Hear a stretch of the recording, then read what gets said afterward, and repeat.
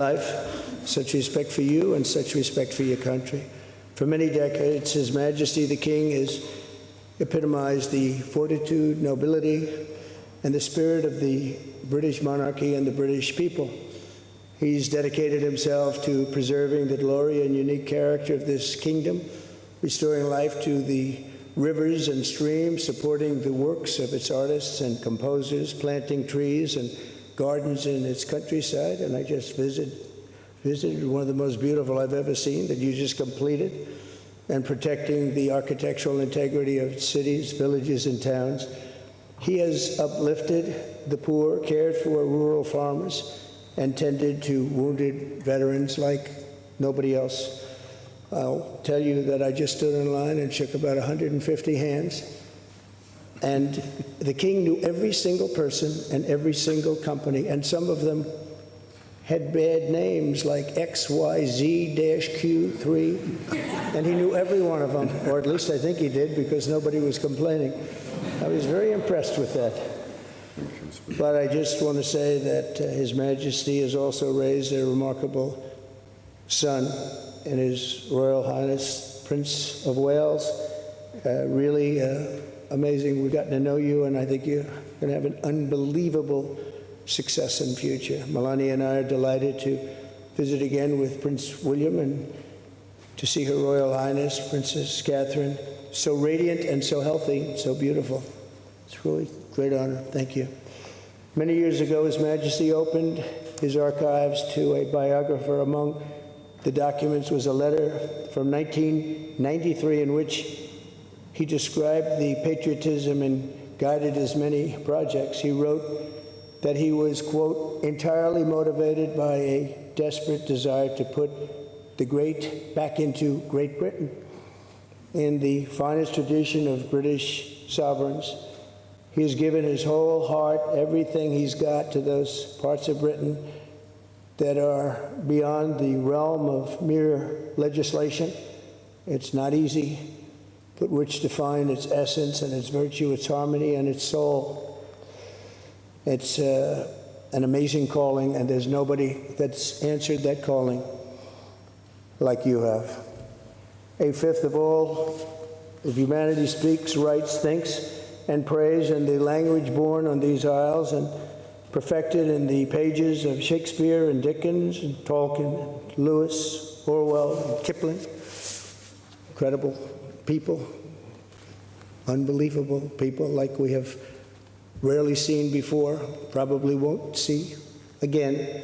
The lion-hearted people of this kingdom defeated Napoleon, unleashed the Industrial Revolution, destroyed slavery, and defended civilization in the darkest days of fascism and communism. The British gave the world the Magna Carta, the modern parliament, and Francis Bacon's scientific method. They gave us the works of Locke, and Hobbes, Smith, and Burke, Newton, and Blackstone. The legal, intellectual, cultural, and political traditions of this kingdom have been among the highest achievements of mankind. There's really never been anything like it. The British Empire laid the foundations of law, liberty, free speech, and individual rights virtually everywhere the Union Jack has ever flown, including a place called America. You know that place very well, don't you? His Majesty spoke eloquently about the bond which inspired Sir Winston Churchill, and the bust is in the Oval Office right now, the beautiful bust of Winston Churchill, to coin the phrase special relationship. But seen from American eyes, the word special does not begin to do it justice. We're joined by history and fate, and by love and language, and by transcendent ties of culture, tradition, ancestry, and destiny. We're like two notes in one chord, or two verses of the same poem, each beautiful on its own, but really meant to be played together. The bond of kinship and identity between America and the United Kingdom is priceless and eternal. It's irreplaceable and unbreakable, and we are, as a country, as you know, doing unbelievably well. We had a very sick country 1 year ago, and today I believe we're the hottest country anywhere in the world. In fact, nobody's even questioning it, but we owe so much of that to you and the footing that you gave us when we started. Together, we've done more good for humanity than any two countries in all of history. Together, we must defend the exceptional heritage that makes us who we are, and we must continue to stand for the values and the people of the English-speaking world, and we do indeed stand for that.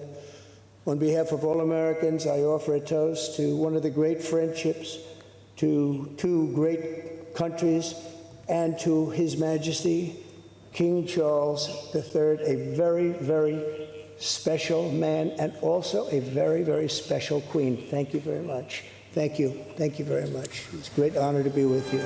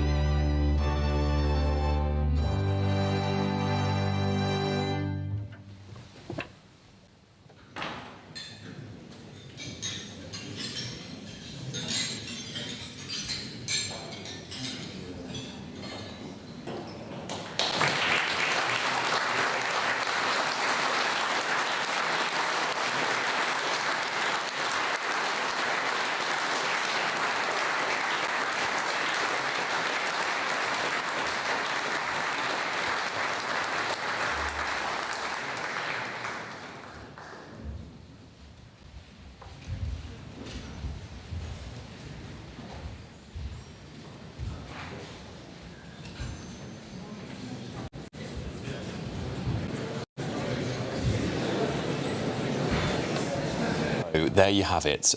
Brilliant speeches there by His Majesty King Charles, followed by United States President Donald Trump. What a difference in speeches there. Well, I'm going to bring in Cameron Walker, our royal correspondent, now to give us a wrap of that. Cameron, what did you make of it all? Well, yeah, very different speeches, Alex, but of course I think both were incredibly diplomatic, and as expected it was basically about the ties, historic ties between our two nations. His Majesty the King saying the special relationship between Britain and the United States has made us safer and stronger through the generations. He also had a nod to the 250th anniversary of the Declaration of Independence, which is of course being marked next year, and how remarkably far we've come in our relationship, because of course let's say Britain and the United States were not the best of friends during that confederation 250 years ago. He also made a bit of a joke, the King, saying that if the media had succeeded in the 1970s in deepening the special relationship, I may have been married to the Nixon family, and he was referring there to a time where he went to the United States aged 21 and was pictured a lot with President Nixon's daughter at the time. So there was a lot of media speculation about whether or not he would marry an American, and of course it was his son who's actually married an American, Meghan Markle, instead. He also, as expected, talks about the cultural connections, actors, musicians, TV presenters, the vast potential Great Britain has for growth. I suspect the government may have had a hand in that line, because of course the whole point of a state visit is King Charles wielding that soft power. So when it comes to tomorrow's state checkers meetings, it's going to be those tough political negotiations between Starmer and President Trump. But also, interestingly, King Charles urged President Trump to protect nature. Clean air, clean water, clean food is what he said, and I suspect perhaps President Trump will not do too much to help that particular cause of King Charles, but who knows, watch this space. But also he did talk about our shared defence and the tyranny in Europe, particularly around Ukraine, and the aggression, King Charles called it, in Ukraine, and our shared defence ties between the US and the United States. And President Trump thanks the hospitality of the King and Queen, and as well as the Prince and Princess of Wales, and said that you have raised, King Charles, a wonderful son, the Prince of Wales, and also did not, of course, mention the other son, who was in California living with Meghan Markle. He also mentioned the Princess of Wales and said she was radiant tonight, she looked healthy, she looks beautiful. Of course, the Princess of Wales is now in remission from cancer, but I think that just shows the deep respect President Trump has for those senior members of the royal family, the King, the Queen and the Prince and Princess of Wales, and he says he wants to help put the great back in Great Britain, and if that isn't a message we should take away from tonight, then I don't know what is. Oh, well, that's a fantastic wrap there of those speeches. Thank you so much, Cameron Walker there, our royal correspondent, live in Windsor. Couldn't quite get in there. Maybe next time, Cameron, will get you inside that banquet. I'm sure it'll be a fantastic event. Well, let's get the thoughts of my panel joining me tonight. Director of the Popular Conservatives, Mark Littlewood, political commentator Russell Quirk, and journalist and broadcaster Nina Miskov. Nina, I'll start with you. Very different speeches.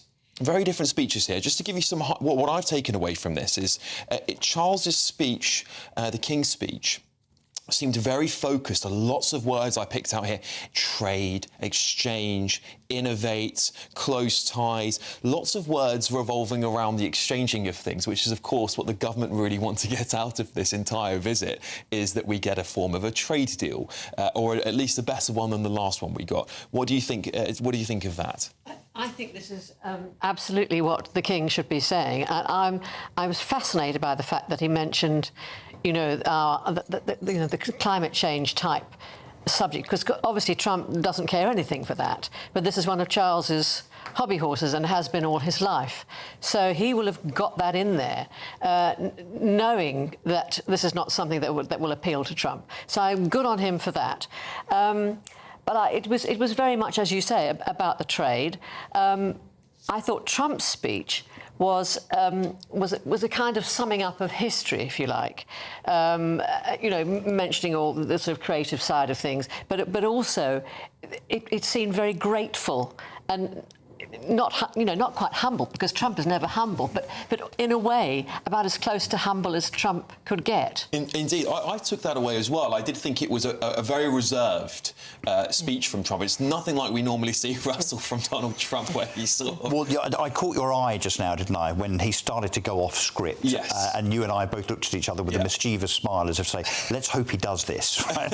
let's hope he goes off script. I did see the Queen, of course, look up at a moment when he was talking to go, oh, what's he going to say? Yes. As if she was hoping. Obviously, and Melania too, actually. Yeah. She had that little thing in her eye as if to say, please don't do what I think you're about to do.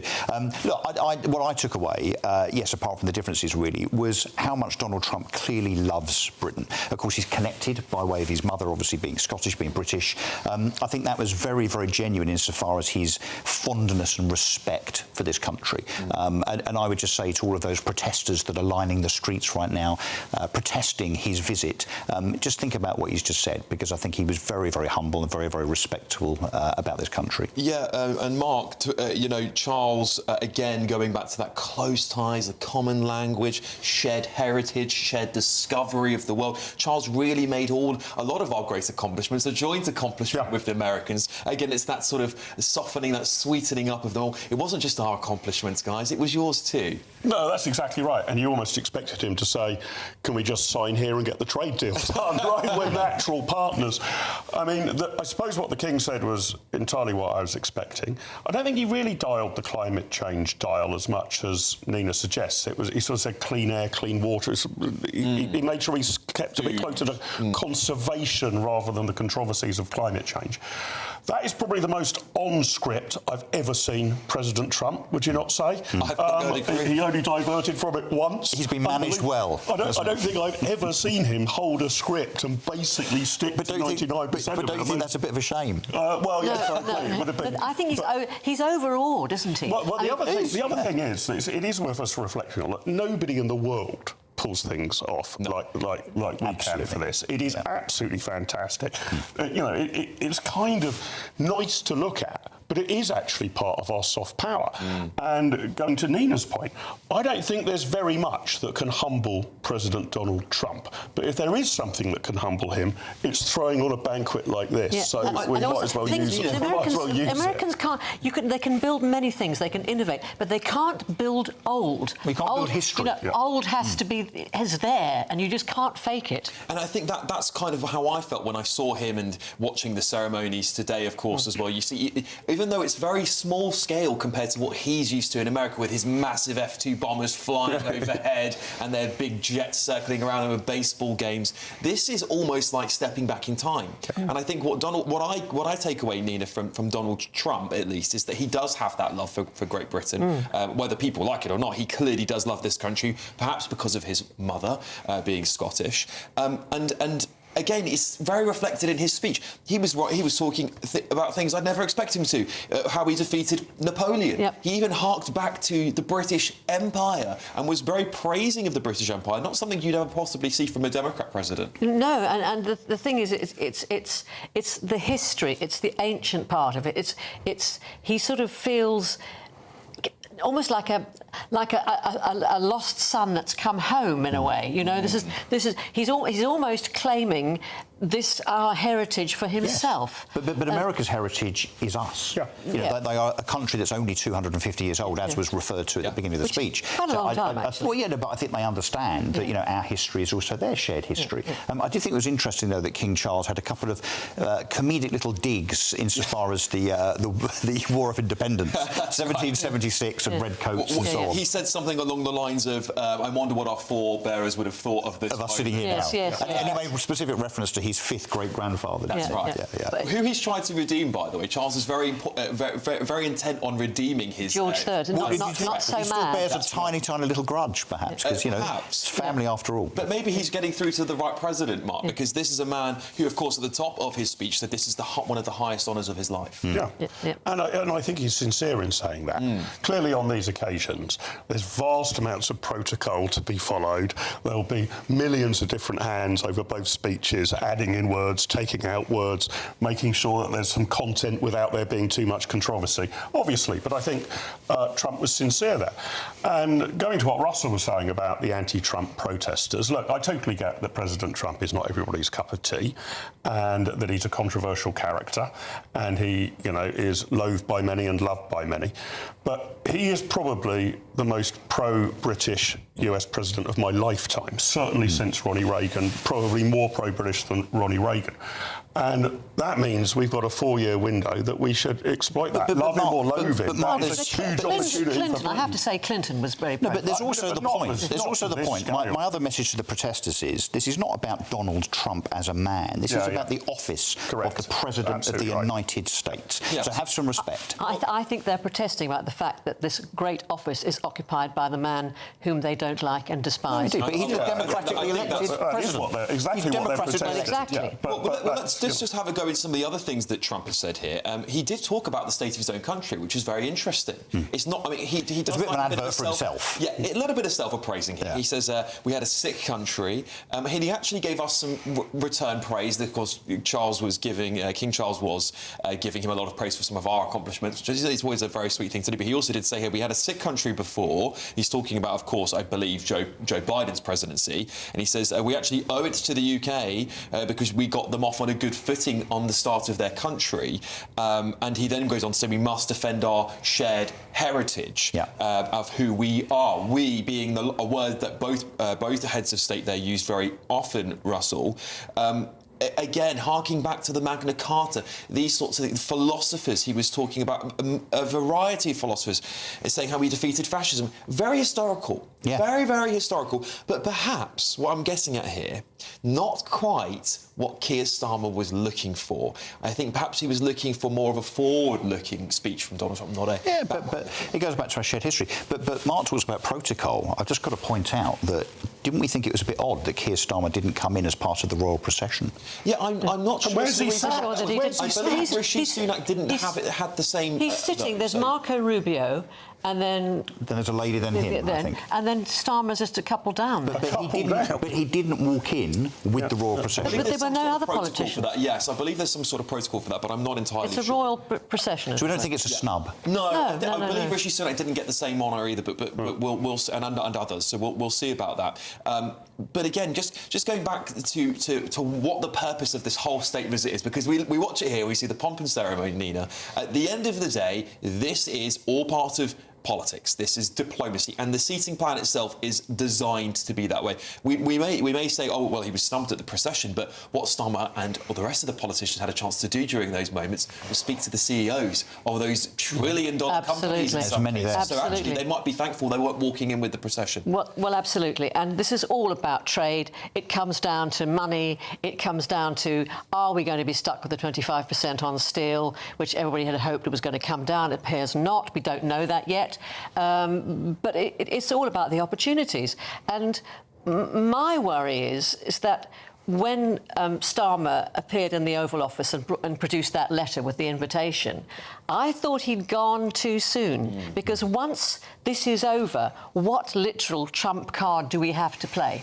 It is about... But in some respects, because that's a great point, Nick, but in some respects it couldn't have come at a better time for the Prime Minister, really. But is this is undoubtedly about trade, but don't we think this is also about politics, insofar as perhaps mending some bridges between our politicians, particularly the Labour front bench, that has said some very disparaging things, and our London Mayor, of course. I know we'll come on to this later on, insofar as some of the frankly disgraceful things I think that our London Mayor has said about the President of the United States. J.D. Vance called Donald Trump Hitler. J.D. Vance did? J.D. Vance Yes, back in the day he did. Yep. Yeah. So you can't just say... Everyone's they're not alone. We do have a Labour front it's bench... It's fair to say, Vance, you turned on that pretty fast. But we have a Labour front bench to a man and a woman that have disparaged Trump.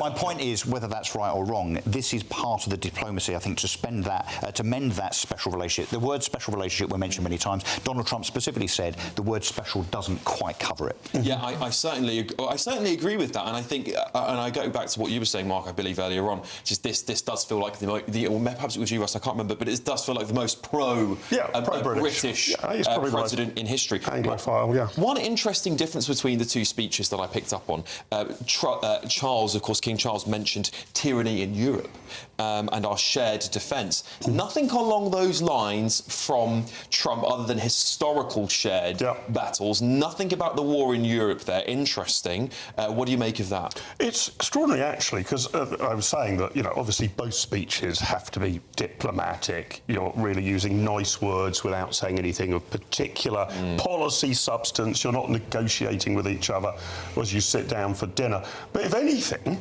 the King's speech was more political than the President's, which is pretty extraordinary, right? There was more sort of, I think we need to do this or we need to do that, some presumptions, you might say, about Ukraine. Nina highlighted the environmentalism thing. So that was quite intriguing for me. I actually expected the content of Charles's speech to be less substantial, much more this is just a straight PR press release, and it went a bit deeper than that. But I know we're already talking about the trade deal. We should also work out, this is part of a longer-term thing about cementing a relationship. Whether we can get tariffs off steel now, tomorrow, next year, I hope we can. Great.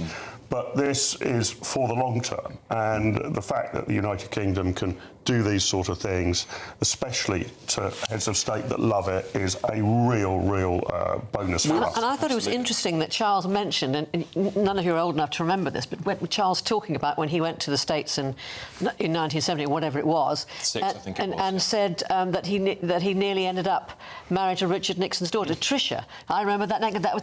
Those were the rumours. That would have ended up being embarrassing, wouldn't it? Given what happened to Nixon. Well, exactly. Can we also just reference the most important thing, which is Melania's dress, that lemon curd with kind of pink fondant belt. Yeah, I slightly misspoke while we were on it. I said dressing down, and what I meant was, when I said she definitely wasn't dressed down, what I meant was, colour-wise. No, she looks fantastic. Absolutely. She looks resplendent. The thing is, the colour... you guys are talking fashion, I'm thrilled. We're experts. The colour yellow was fantastic. The pink belt is ghastly.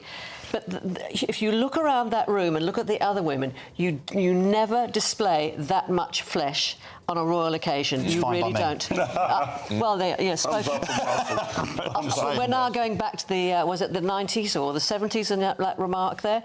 No, it's actually not quite right. I'm afraid. Fair enough. I mean, She looked fabulous. She looked fabulous might I today. say though, on the other hand, Princess of Wales looked absolutely She did, striking. looked stunning. Yep. And I think Cameron Walker, our royal correspondent, put this beautifully. She looks regal. And this very much feels, I mean, of course, Trump was praising, he says, what did he say exactly? He said, remarkable son, Prince of Wales. Yeah, he praised one, not so much the other. Indeed, yeah, which may have been didn't mention the other. It may have just been part of royal protocol because Harry's not there. But of course, William is the heir to the throne, and this is again a little bit of sweetening back our way. He's saying, we're a remarkable son because he knows he's the next king of. And he was also very impressed by William. I think, wasn't it at the Pope's funeral or the rebuilding of Notre Dame? I can't remember which one it was, but he met.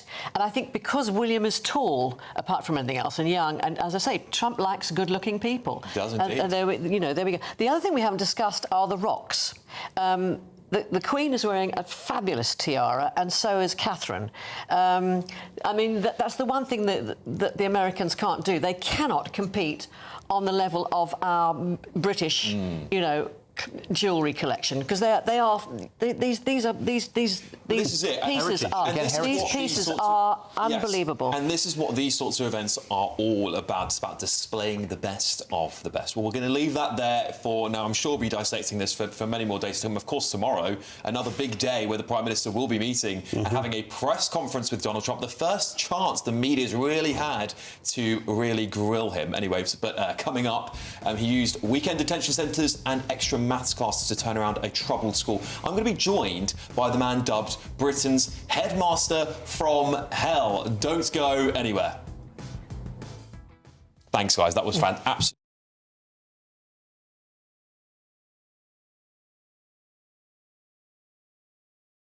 If you're thinking of avoiding the unsettled weather in the UK and heading overseas, you'll find very warm weather in Spain, across the Canaries, as well as Madeira, unusually warm for the time of year.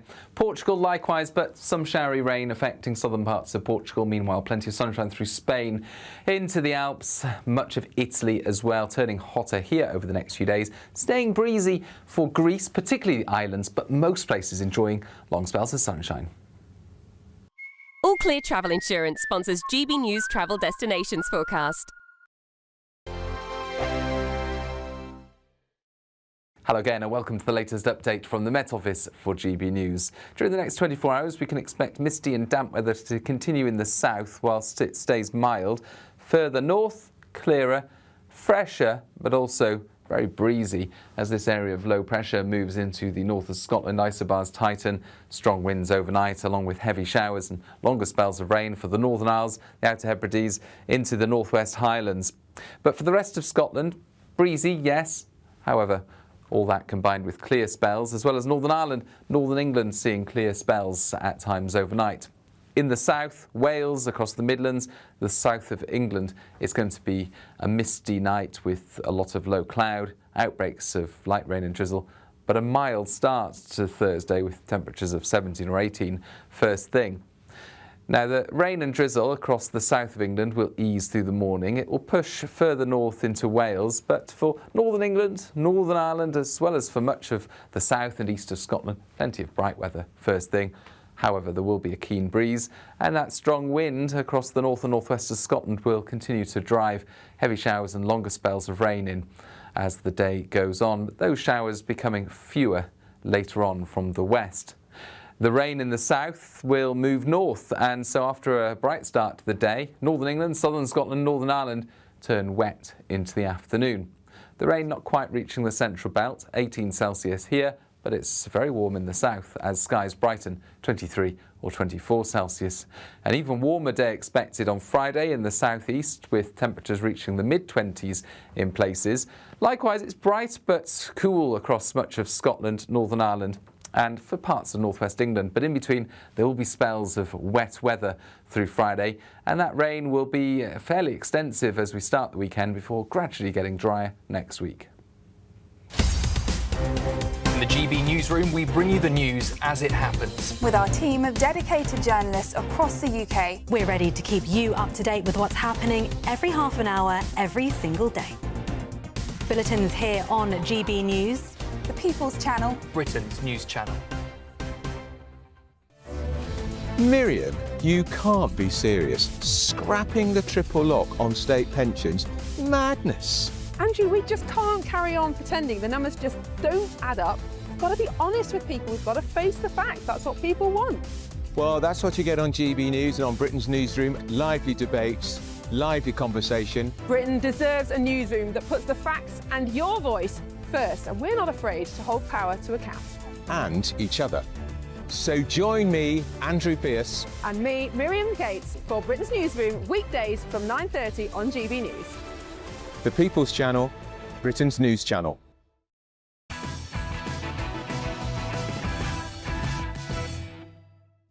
Welcome back to Patrick Christys tonight with me, Alex Armstrong. Well, a headmaster renowned for his zero-tolerance approach has turned around a troubled Welsh secondary school once tormented by violent student behaviour, and that's by using Saturday detentions and by clamping down on uniform. Well, parents of the school at Caldicot School in Monmouthshire called Alan Ebenezer the headmaster from hell after he sent 50 children home in one day over uniform violations such as wearing the wrong socks. Now, he introduced university-style math classes, the wearing of blazers and handing out of rewards for high attendance. And in return, this summer's GCSE's scores rose by a whopping 14 points, equivalent to an impressive nearly 2.5 grades per student. And university applications in the sixth form increased by 15%. Well, the head teacher of Caldicot School, Alan Ebenezer, joins me now. Alan, thank you so much for joining me. Pleasure to have you on the show. A remarkable turnaround. Congratulations. What sort of methods did you employ, and did you get much pushback for doing so? I think it's what you said in the introduction, really. We introduced a kind of no-nonsense approach to discipline. No meant no. We introduced Saturday detentions. We introduced same-day detentions. We got parents to come and sit next to children in lessons if they were misbehaving. So that was the kind of, we had to set the foundation. But it's not just about that kind of stuff. It's about building a culture of aspiration, creating opportunities. We've introduced a house system. So my big vision is that Caldicot has to be an independent, private school for everybody. So our house system isn't gimmicky. It's not just about nice ties and cheap kind of rewards. It's ingrained in everything we do. We are aspirational. You know, I've taught all over the country. I've taught in Fulham. I've taught some of the richest young people in the country. The difference is aspiration. And we have to enable our young people to really believe they can achieve and then give them the opportunities to do so. Indeed. Did you get a lot of pushback from parents from this? Because, you know, and I'll say a bit of my experience, because I went to a state school, and I also remember some parents flying in when teachers would crack down in classrooms, and perhaps some of the worst culprits, dare I say. Have you had much pushback, or have you had a lot of support? Initially, there was pushback. There were parents coming to the school. I mean, everybody wants high standards. Everybody wants discipline until it's their child. And so, of course, there was pushback at the beginning. But we've come back in September. And, you know, I think the statistics out there are saying that 97% of our young people are behaving really well. Now I would say it's 99%. And we've had no pushback from parents this term. So, yeah, initially there was. Now they can see it's working. Everyone's on board. And what sort of standards have you introduced for teachers as well? Teaching is an exceptionally hard profession. I know I've got some of my friends teachers, and they tell me that young people are worse than they've ever been. Their behaviour is terrible. Their attention spans are awful. They blame social media and smartphones. Have you actually introduced new standards for teachers to be able to grasp this new, I guess, tough line that you've taken? Yeah, absolutely. I think teachers will welcome this. Teachers just want to be empowered and know that when they kind of put these strict measures in place, they're going to be backed and supported. And that's what I've brought in. And now they feel backed and supported. They feel liberated. I've told them, though, a good lesson isn't everyone behaves. Everyone's in their right uniform. I love sport. That's a 0-0 draw. We have to score goals. So you have to inspire young people. You have to challenge young people. So, yeah, it is a tough profession. But, I go back to your point, really. You said, young people are the way they are at the moment, but it's not really their fault. We have created this. It's our fault. So we have to put it right. They're just the fruit of this current culture. And Alan, of course, the Education Secretary is doing a review of the curriculum at the moment. What sort of impact would it have on you? I appreciate you may be in a difficult position to answer that there. But are you anticipating a larger crackdown on schooling from the government? So obviously, I'm in Wales. Obviously, when I was in England, I was in a free school. We were free from national curriculum, which meant that we could say, what does an 18-year-old young person need to look like? What do they need to know? What skills do they need to have? What should their character be like? What experiences should they have enjoyed? And then you work backwards. I think that's the best way to construct a curriculum. And obviously, we just need, on the kind of chalk face, if you like, the legislators to get behind us and give us the tools we need to do the really important transformative job we have to do. And Alan, what advice would you give to other schools who are potentially struggling at the moment? What sort of advice could you offer them? Well, I would just say introduce or reinforce strict standards, stick to your guns. When I went to Caldicott, the first 4 to 5 weeks were really, really hard. But once you break the back of it, as we've seen this summer, the fruits are incredible. How do you feel about this title, Headmaster of Hell, by the way? What do you make of that? I genuinely don't care what people call me. I think it's a headline. When you read underneath the headline, actually, and you see the comments that people make, I think that the man, the woman on the street, they want this. So the people holding the megaphone on social media, if you like, those people who are kind of trying to create this culture, they're not the ones that matter. The ones who matter are the people who are benefiting from this kind of no-nonsense, strict approach to what we're doing. Alan, I think I don't care. Well, I think many people will agree with your approach. Alan Ebenezer, thank you so much for joining me, head teacher there of Caldicott School. Thank you very much. Well, coming up. Spending £400 million on a plan not to get anybody to Rwanda. It's not a plan, it's a farce. Well, behind all the pomp and ceremony happening today, it's a complete humiliation for the Prime Minister after the High Court blocked the deportation of an Eritrean migrant to France. Has his one-in, one-out migrant deal with France just totally unravelled? We'll find out more in just a moment. Welcome back to Britain's Newsroom with Andrew and Bev. Hello everyone, Patrick Christys here. I'm Michelle June, Britain's News Channel. Access the stories that matter to you. Take the GBNews family with you on any device. And as long as you have an internet connection. Tune in to GB News, anywhere on the planet or beyond. GB News, the People's Channel, Britain's News Channel. Mornings don't have to be tiresome, especially if you have the right company. Wake up to news as it happens, opinion and debate, and of course, a little bit of entertainment too. Because when the kettle's on, we're on. That's Breakfast on GB News, a show worth waking up for. Every morning from 6 a.m. Only on the People's Channel, Britain's News Channel. We'll spread the news, you spread the word. From the school run to the home run, watch a new show for all of Britain. So he can say whatever he wants. A straight-talking show where all voices are heard. And, when are we going to stop talking about smashing the gangs and actually do it? With the stories that matter from every part of our country. There's a bit of a crash landing there for your Chancellor. Bold, fearless and standing up for you. That's me, Martin Daubney, 3 p.m. till 6 p.m, weekdays, here only on GB News, the People's Channel, Britain's news channel. Westminster's full of talk, but out here, it's the real world. Am I allowed to talk now? No, that's it. This is where it matters, real people and real lives. That's what politics is all about. In fact, has Trump made a good start? No. Straight answers, no spin, and just a couple of pints. How many fingers have I got up? About 10. So join me for Lee Anderson's Real World every Friday at 7 p.m, only on GB News. The People's Channel, Britain's news channel.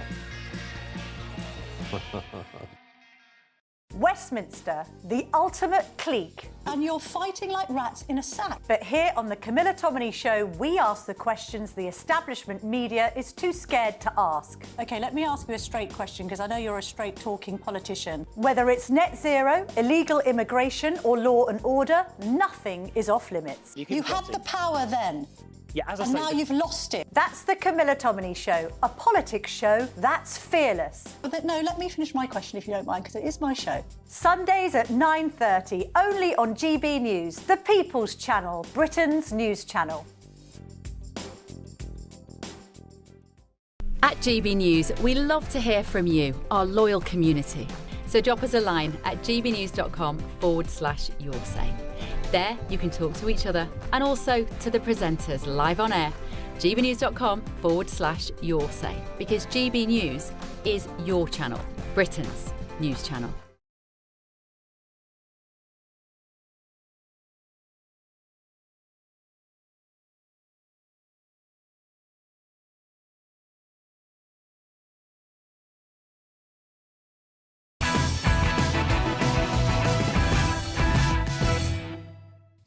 Welcome back to Patrick Christys tonight with me, Alex Armstrong. Well, the Prime Minister's been dealt a humiliating blow after no migrant deportation flights took off for the third day in a row. In a dramatic court hearing last night, a High Court judge granted a 25-year-old Eritrean man who arrived by small boat just 5 weeks ago. He granted him a last-minute injunction stopping his deportation to France under the government's one-in, one-out migrant deal. His success has opened the floodgates for dozens more migrants to deploy the same human rights and modern slavery arguments using the ECHR. Well, the Prime Minister is now facing the very real prospect that France may deport migrants to the UK with a flight scheduled for Saturday. And that's before we can even deport a single one back to France. Not looking good, is it, Keir? Well, I'm now joined by Deputy Editor of Spiked, Fraser Myers. Fraser, thank you so much for coming on. That little bit of news at the end there, that Saturday arrival of migrants coming to the UK, is really not what the Prime Minister needs right now, is it? Yeah, there's going to be a lot in and none out. The collapse of this deal is extraordinary, but it's not unexpected. It was pretty clear that the absence of this deal was not the reason we weren't getting on top of the small boats crisis. The fact is that it is incredibly difficult to deport people from this country, especially as long as we're party to the ECHR, the Refugee Convention, and there are many other domestic laws that make that very difficult. And that includes not only people who have arrived here illegally 10 minutes ago, but even foreign criminals are difficult to deport. And there have been some extraordinary cases in recent months where actually the crime someone has committed has actually bolstered their asylum claim. So there have been, for instance, there was the case of an Afghan sex offender whose compulsive flashing meant that we didn't want to send him back to Afghanistan because he might get beaten up or something over there. There was a Zimbabwean paedophile who was allowed to stay in the UK because people might not look kindly on his pursuits over there. I don't think they look kindly to his pursuits here, but then again, our right to be safe, our right to be protected from foreign criminals doesn't really figure in any of these judgments. It's purely on the basis of what the migrant experience is. Not only that, Fraser, but it almost seems to me, and I've said this a couple of times, like an incentive to commit crime, because one of the rules is in this one-in, one-out deal, even though it's barely one-in, one-out anything, frankly, but one of the rules is that the French may veto people they find unfavourable going back to France, right? So what happens if a migrant decides, do you know what, I understand that, I'll I'll come here, commit a crime on my first day, and I'll never get sent back to France? That's right, and this is such an unbalanced deal. It's absolutely incredible. The French don't even have to reveal any details about the people that they're sending over. It's sort of taken on good faith that they will send people who have connections to the UK, who have been properly vetted. But we can't send back people who are criminals, for instance. And, you know, if you look at this man's case, it's pretty extraordinary. This 25-year-old man from Eritrea, he's only been here a few weeks. He was basically able to get this halted on the basis that he might have been trafficked. For what we know at the moment, that basically amounts to the fact that his mother paid for him to come over on a small boat. So his mother paid £1,000 to a people trafficker. So technically, in some convoluted way, you might be able to say he's been trafficked. But really, obviously, we know that he wanted to come here for all of the reasons that other asylum seekers want to come. It's totally bonkers, isn't it, when you read some of this stuff out? But we have to ask the question, because Rwanda obviously didn't get through, or didn't manage to get it past. Rishi Sunak famously couldn't get a flight to take off the ground, and Keir Starmer was sort of jeering at him in PMQs for similar sorts of things. But this could reflect an institutional problem here, one that governments are going to have to come to terms with at some point in time. So you could argue Keir Starmer's having just a tougher time as previous Tory party government was. Well, he is, and you would hope that it would cause a bit of reflection. He is a lifelong human rights lawyer, and suddenly he's discovering that thanks to human rights law, governments can't get anything done in this country. And this could be the thing that loses him the election, ultimately. This could be the thing not only that, or perhaps not even just loses Keir Starmer the election, but that sinks the Labour Party for another generation. This is incredibly serious, but unfortunately, Keir Starmer has flopped on just about everything you can name, but the one thing he is committed to, and I think this is sincere, is the human rights framework. He has said time and again, we will never leave the ECHR on his watch, and I believe him. And I think that he would be happy, perhaps even to lose the next election if that's the choice he's not willing to make. I mean, very, very briefly, because I was going to ask you, the next question was going to be, do you think there's a small chance, if you don't mind briefly, that he might go, actually, we need to leave the ECHR? I think there might be. I think they will do everything they can to avoid it, so there will be some sort of nitpicking of it. They will try and find workarounds. I think you'll probably start to see maybe the Home Secretary is a bit more hard line on this issue. Perhaps she will start to make the case for leaving it, but I don't think they'll leave it in full. They'll do everything they can to avoid leaving, and that's going to sink them. Fraser Myers, thank you so much for coming and joining me, talking about this horrendous time the Prime Minister's having with almost everything at the moment. Well, coming up at 10 p.m, the dust had barely settled on President Trump's arrival in the UK, and Sadiq Khan just couldn't help himself, labelling the president as divisive and, quote, far right. But I'm going to explain why the London mayor himself is actually the most divisive politician in Britain. All of that and tomorrow's newspaper front pages coming up very shortly. Stay with us.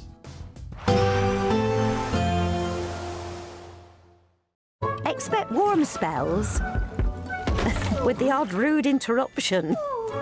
Box Boilers sponsors the weather on GB News. Hello again and welcome to the latest update from the Met Office for GB News. During the next 24 hours we can expect misty and damp weather to continue in the south whilst it stays mild. Further north, clearer, fresher but also very breezy as this area of low pressure moves into the north of Scotland. Isobars tighten, strong winds overnight along with heavy showers and longer spells of rain for the Northern Isles, the Outer Hebrides into the Northwest Highlands. But for the rest of Scotland, breezy, yes, however, all that combined with clear spells, as well as Northern Ireland, Northern England seeing clear spells at times overnight. In the south, Wales, across the Midlands, the south of England, it's going to be a misty night with a lot of low cloud, outbreaks of light rain and drizzle, but a mild start to Thursday with temperatures of 17 or 18 first thing. Now, the rain and drizzle across the south of England will ease through the morning. It will push further north into Wales, but for Northern England, Northern Ireland, as well as for much of the south and east of Scotland, plenty of bright weather first thing. However, there will be a keen breeze, and that strong wind across the north and northwest of Scotland will continue to drive heavy showers and longer spells of rain in as the day goes on, but those showers becoming fewer later on from the west. The rain in the south will move north, and so after a bright start to the day, Northern England, Southern Scotland, Northern Ireland turn wet into the afternoon. The rain not quite reaching the central belt, 18 Celsius here, but it's very warm in the south as skies brighten 23 or 24 Celsius. An even warmer day expected on Friday in the southeast, with temperatures reaching the mid-20s in places.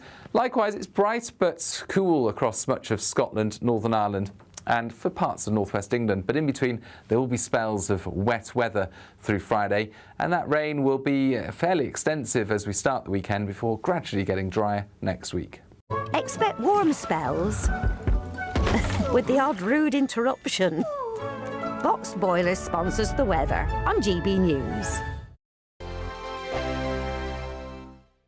It's our biggest Great British giveaway to date. You could be driving away with this brand new Benamar Primera motorhome. This 4-berth home from home comes complete with integrated kitchen and bathroom areas and has all of the tech you'd expect from the latest 2025 model.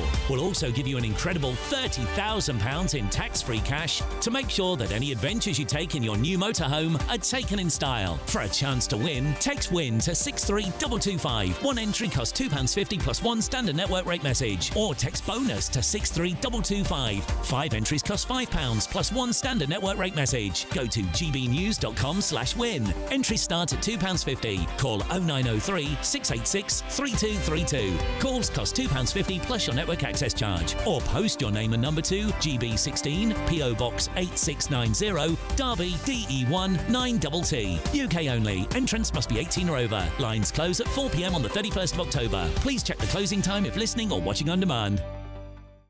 Hi, I'm Michelle Dewberry, and my show is your opportunity to cut through all the noise and dive in headfirst to some robust debates. Ideas clash. Situation, no, isn't it? Because you're deliberately avoiding my point. Nothing's held back. And if you think this is the end of it, wait for more. And we do not shy away from the difficult stuff. Sometimes I want to shake people and say, if only you understood. So join me on Jubes & Co. weeknights at 6 p.m, only on GB News, Britain's news channel. In the GB Newsroom, we bring you the news as it happens. With our team of dedicated journalists across the UK. We're ready to keep you up to date with what's happening every half an hour, every single day. Bulletins here on GB News, the People's Channel, Britain's news channel. Mornings don't have to be tiresome, especially if you have the right company. Wake up to news as it happens, opinion and debate, and of course, a little bit of entertainment too. Because when the kettle's on, we're on. That's Breakfast on GB News, a show worth waking up for. Every morning from 6 a.m. Only on the People's Channel, Britain's news channel. We'll spread the news, you spread the word. 5 hosts, 5 opinions, 5 fearless debates, 5 unfiltered takes on the day's news. 5 reasons not to be anywhere else on Saturday night. This is the Saturday 5. You got me good there. Britain's biggest Saturday night TV show. It's not a bad brand. Yeah. Uncensored. Very, very racy tonight. On the unpredictable. What did she say? Can you translate it for us? And always entertaining. And how can a country go from being led by William Wallace Saturday nights from 6 p.m. only on GB News, the People's Channel. Britain's news channel. You're going to want to stay tuned, trust me.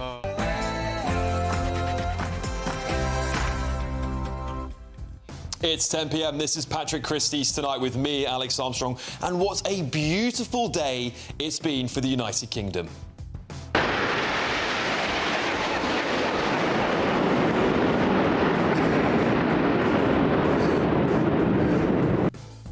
Makes you proud to be British, doesn't it? Just hours ago, President Trump attended the state banquet at Windsor Castle. This is truly one of the highest honours of my life. Such respect for you and such respect for your country. United States President Donald Trump has been spoiled on his first day of this historic second state visit to the United Kingdom. But tomorrow... Very surprised to see what's happening in... Are you talking about the UK in particular, right? Yeah, I'm very surprised to see what's happening. Sad. It's not a good thing. Ooh, well, after days of dodging scrutiny from Parliament and the media, Starmer will have to face the music in what I expect to be potentially one of the most embarrassing state presses in history. Will Donald Trump go easy on him as promised, or will he add to the PM's ongoing humiliation? And while we've all been distracted by the glorious pomp and pageantry, Starmer's own cabinet are throwing him under the bus. Yvette Cooper, his new Foreign Secretary, has pointed the finger directly at number 10 over Mandelson's scandalous appointment. Is he about to fight a huge rebellion with his own cabinet? Also, another defection to Reform UK. No, not from the Tories, but from the Labour Party. Are both main parties on the same sinking Titanic?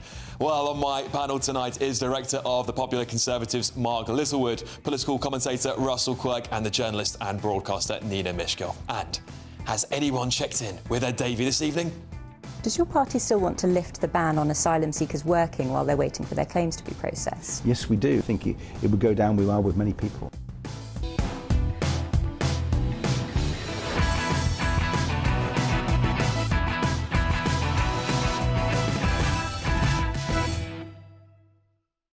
Is Sadiq Khan the most divisive politician in the country? Next.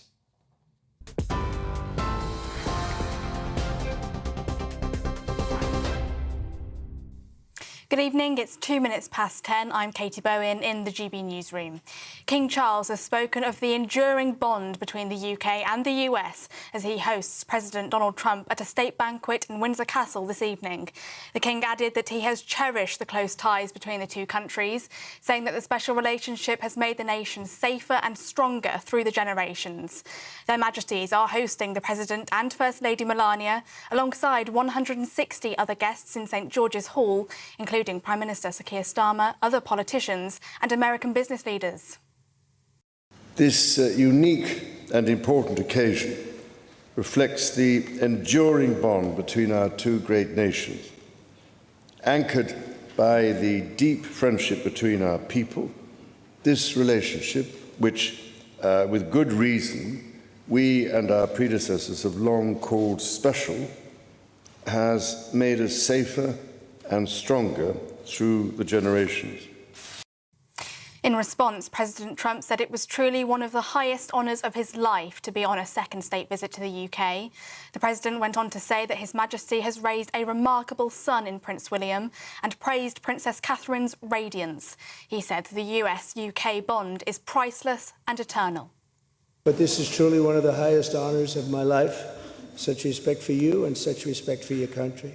For many decades, His Majesty the King has epitomized the fortitude, nobility, and the spirit of the British monarchy and the British people. He's dedicated himself to preserving the glory and unique character of this kingdom. Well, earlier, as the state visit began, the President and First Lady were joined by their Majesties for the beating retreat ceremony, which took place on the East Lawn at Windsor Castle, culminating in a flypast from the RAF's Red Arrows. Also today, the President visited the tomb of Queen Elizabeth II to pay his respects to the late monarch. He laid a wreath at the tomb in St George's Chapel, which he called a great honour. Well, away from Windsor, protests against the historic second visit have been taking place in central London, organised by the Stop Trump Coalition. The Metropolitan Police estimate that up to 5,000 people have attended that protest today. The visit will continue tomorrow as attention turns to the political sphere. Elsewhere today, the Home Secretary has branded efforts to frustrate the partial migrant returns deal with France as intolerable and has vowed to appeal yesterday's court decision. The Home Office confirmed that for a third day, no migrants left for France today. Home Secretary Shabana Mahmood says she will fight efforts to frustrate removals at every step, confirming that the Home Office will appeal the High Court's decision yesterday to temporarily block the deportation of an Eritrean migrant to France. Shadow Home Secretary Chris Philp said that Shabana Mahmood is, quote, reacting in panic to the collapse of her gimmick returns deal. Those are your latest GB News headlines for now. Let's go back to Alex. Take the GB News family with you on any device. As long as you have an internet connection, tune into GB News anywhere on the planet or beyond.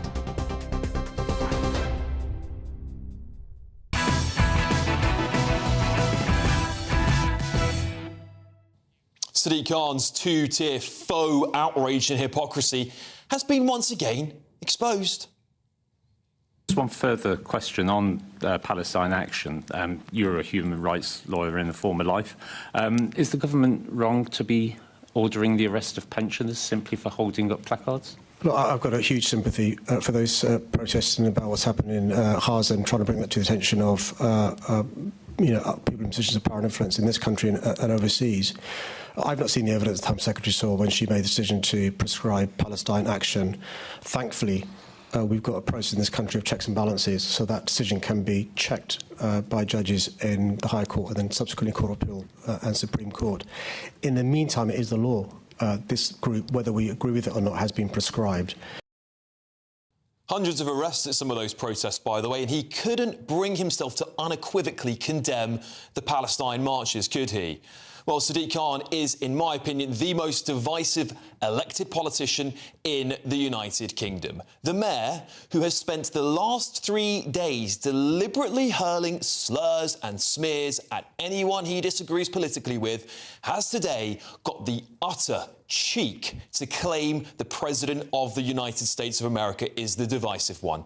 Just cast your minds back to 2 weeks ago. Notting Hill carnage, Carnival, that saw 167 arrests for drug offences, 50 for possession of an offensive weapon, 21 sexual offences, 4 for violence with injury and 49 for other violence, 55 arrests for assaults on police officers and a major proactive police operation with 100 people arrested, as well as the seizure of 11 firearms and more than 40 knives. Well, that event, everybody, was heralded by Sadiq Khan. In fact, he said this: the streets were alive with music and joy, showing the best of our city, and said it demonstrated the power of culture to unite us. Well, he's right. Stabbings, drug and sex offences and hundreds of arrests do demonstrate what London has to offer since Sadiq Khan became Mayor of London, turning the city into a cesspit of violence and lawlessness. But compare that to the joyous description of the Notting Hill Carnival compared to the Unites the Kingdom rally. Just 23 arrests compared to the hundreds at Carnival and hundreds more at Palestine Action. That's how divisive that man is. He blindly celebrates days of diversity, but let's get real. When he sees a crown of union flags, or a crowd of them, with large crowds of what I would say mostly white people, but not entirely, they're branded far right. To me, that's disgusting, shameful slandering of hundreds of thousands of people. And it's easy for Sadiq to throw out dangerous rhetoric on X and The Guardian, but is it Trump that fans the flames of division? Or is Sadiq just projecting? Meanwhile, across the pond in Washington, D.C., the capital of the USA, Trump is actually delivering for Americans. In D.C. alone, he's seen a 49% drop in crime in just 3 weeks. 100% drop in homicide. That's 0 murders for 13 consecutive days and thousands of arrests of perpetrators of crime. Meanwhile, under Khan's watch, knife crime has soared by 86% over the past decade. Rape is up 20%, 1 an hour in our capital, and theft is surging by 22%. Frankly, Trump's making Sadiq Khan, who's been in office for almost the entire decade, look like a total clown. In fact, since Trump returned to office in only this January, nationwide, crime has dramatically fallen across the board. Sexual assaults are down. Gun assaults are down 21%. Vehicle thefts are down 25%. Homicide down 20% on average. So while Sadiq Khan's out calling everyday Londoners and British people far right, who are mostly just fed up with not only him but his boss Keir Starmer, perhaps he should take a look at his own divisive rhetoric and the state of our capital city under his management. Well, let's get the thoughts of my panel, Director of the Popular Conservatives, Mark Littlewood, political commentator Russell Quirk, and journalist and broadcaster Nina Mishkov. Mark, I'll start with you, because he's been on a bit of a rally, Sadiq Khan, this week, his own little rally on X. He's been putting up posts that nobody can respond to, interestingly, by the way, calling everyone else far right, divisive, but he's had a front page today calling Trump the divisive one. Yeah. He's the one splitting people up, dividing communities. It's unbelievable. It's unbelievable. It's also nauseatingly performative. I mean, let's be honest, politics is divisive, right? The reason we have different boxes for different political parties on a ballot paper is because politics divides us. But when you hear Sadiq Khan's words, he clearly, genuinely and sincerely believes, wrongly in my view, that people of his opinion, his brand of left-wing politics, are the good guys and the unifiers. They are bringing everybody together. And the people on the other side of the ledger, these are the divisive people. I mean, what's particularly ill-judged, and I would think the Prime Minister must be pretty furious, is it's perfectly OK to have opinions about foreign leaders, and you might even want to share those in private. But for him to make these sort of announcements and comments on the day when the President of the United States is coming over, supremely unhelpful. So wrong and ill-judged. Quite a combination there. Yeah, look, I agree. It's theatre on his part, isn't it? And probably no coincidence that Keir Starmer is in an even worse position than he's been at any other point in his hapless 14-month tenure. So is it beyond the realms of possibility that this is a move by Sadiq Khan? OK, he would have to get elected in a by-election as an MP, which is very unlikely, very unlikely as a Labour MP getting elected at this point in the fate of the Labour Party, frankly. But it does rather seem that Sadiq Khan is posturing and that maybe he has got his eye on Keir Starmer's job indirectly. The other thing I thought was very interesting, the piece that we saw in the VT was yet another politician that is a former lawyer seeming to think that politicians, our legislature, our sovereign parliament, makes decisions that a judge can then overturn. It's the other way around. We cannot have this whereby we have judges, whether we're in the ECHR or not, that overturn the will